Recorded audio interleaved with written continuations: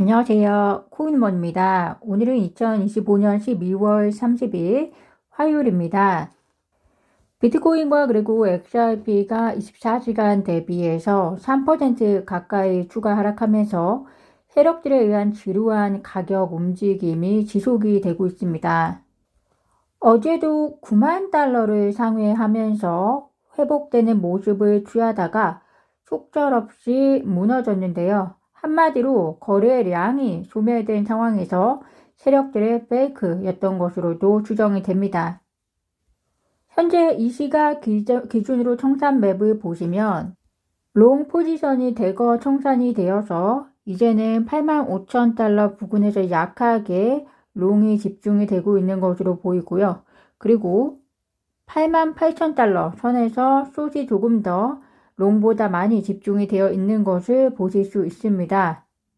그런데 이것이 의미 있는 숏일지는 모르겠습니다. 세력들이 숏에 투자금을 유도한 이후 급등을 일으켜서 숏을 청산시킬 것인지 혹은 급등을 일으키고 다시 롱을 청산시킬 것인지 그 방향을 세력들의 마음에 있겠습니다. 이렇게 거래량이 적을 때 우리는 흐름에 따라가면서 그 흐름에 조금이라도 거래량을 회복할 때쯤에 일찍 편승하기 위해서 이렇게 매일 이슈를 확인하고 데이터를 확인하고 또 거시 경제적 상황을 분석합니다. 트럼프 미국 대통령이 파월 연준 의장 후임자를 1월 중에 발표할 것이라고 이제 발표를 했는데요. 다만 파월 의장을 해임할 가능성도 남아있다라고 발표했습니다.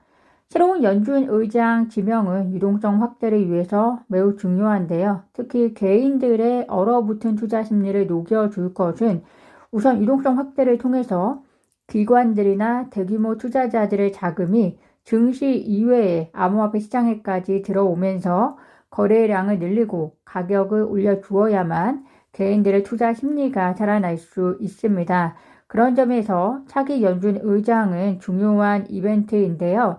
그렇다고 해서 트럼프 미국 대통령이 임기가 5월까지밖에 남지 않은 파월을 혹여나 모를 인플레이션 상승이라는 리스크를 감수하면서까지 해임할 것 같지는 않습니다. 다만 협박 아닌 협박이다라고 보여지고요.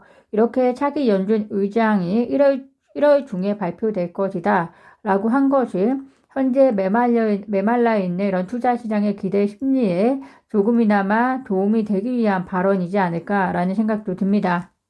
폴리마켓에 의하면 현재까지 연준 의장으로서 케빈 헬식과 케빈 워시가 박빙이기는 하나 헬식이 10% 차이로 우세한 것으로 보입니다.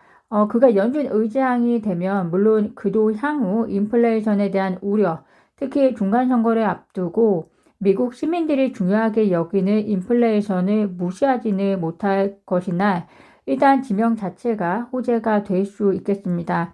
향후 그가 임명이 되고 나서 금리 인하를 앞당길지 지연시킬지 알 수 없지만 금리 인하를 애초에 지지하는 사람이고 트럼프 곁에 있는 사람인 만큼 금리 인하를 조기에 앞당길 수 있다는 기대가 퍼질 것이고 그렇게 되면 암호화폐 시장에는 호재가 될 것이라는 점 참고하시면 되겠습니다.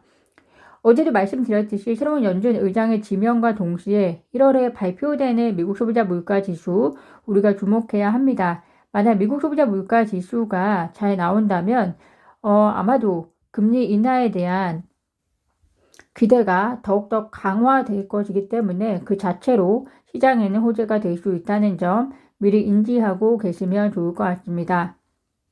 2달이 넘는 시간 동안 비트코인을 포함한 암호화폐들의 가격을 보면 마치 이제는 희망이 없어 보일 정도입니다. 그런데 2026년 비트코인 가격을 전문가들과 기관들은 어떻게 하고 있는지 살펴보실까요? 보시는 것처럼 지금 17개까지 리스트업이 되었는데 그 중에서 5개에서 6개 정도가 하락을 예상하고 있고 작게는 비트코인이 6만에서 6만 5천 달러까지 조정이 될 것이다. 또 많게는 이거는 너무 극단적인 것 같은데요. 마이클 맥클론에 의하면 1만 달러까지 급락할 수 있다 라고 이렇게 이야기를 하고 있습니다. 그렇지만 이 5개, 6개 정도를 제외하고 10개 이상은 비트코인이 15에서 20만 달러로 상승을 예상하고 있습니다. 만약 비트코인 4년 주기설을 근거로 이야기한다면 이 숫자는 반대로 되어야 할 겁니다.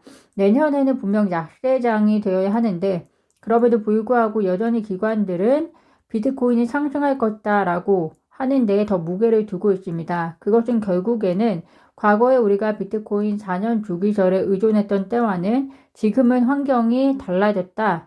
이렇게 기관들이 인식하고 있다라고 생각하시면 될 것 같습니다. 그렇기 때문에 스트레티지는 또다시 1억 달러 규모의 비트코인을 추매했고요. 트렌드 리서치 역시 이더리움을 추매했습니다. 이들이 장기 보유를 목표로 하든 단기 차익을 노리든 장기적으로나 혹은 단기적으로나 지금보다 암호화폐 시장이 나아질 것이라는 기대가 있을 것으로 보입니다. 그렇기 때문에 이렇게 추매를 하면서 보유를 하고 있다라고 보시면 될 것 같고요. 리플 이야기를 잠깐 해보겠습니다. 리플이 2025년을 마무리하면서 2025년은 리플의 스테이블 코인 RAUSD에 해라고 발표했습니다. XRP 투자자 입장에서는 서운하기 짝이 없는 내용인데요. XRP 가격은 현재 고점 대비 거의 반토막이 나 있는 상황에서 RAUSD를 대문에 내세우는 것이 충분히 투자자들의 심리를 자극할 수 있을 것 같습니다. 어떤 구독자분은 미국 SEC와의 소송 때보다 더 분하고 화가 난다라는 구독자분들도 계시는데 리플 입장에서는 아마 그럴 겁니다. 올해 리플이 RAUSD를 출시를 했고 또 목표한 바대로 스테이블 코인 중 5위 안에 안착을 했습니다. 미국이 달러의 패권을 유지하기 위한 방안 중 하나로서 암호화폐 업계와 협력을 하면서 스테이블 코인을 지지했고 또 이를 위한 규제도 마련했습니다. 그 여정에서 리플이 그 기회를 놓지 않았다는 점은 매우 중요할 것 같고요. 우리가 잘 알다시피 RAUSD의 성장은 결국에는 XRP 성장을 가져온다는 점에서 우리 역시 이를 다행스럽게 생각해야 할 것 같습니다.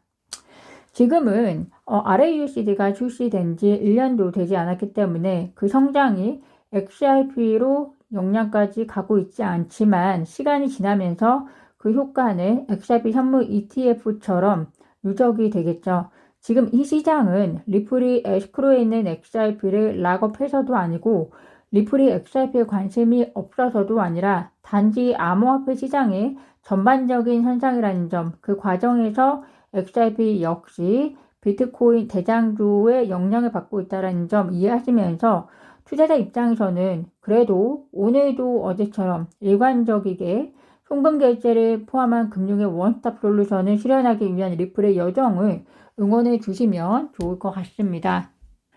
오늘 제가 준비한 소식은 여기까지입니다. 오늘도 영상 시청 진심으로 감사드립니다. 구독과 좋아요, 알림 설정 정중히 부탁드리겠습니다. 감사합니다.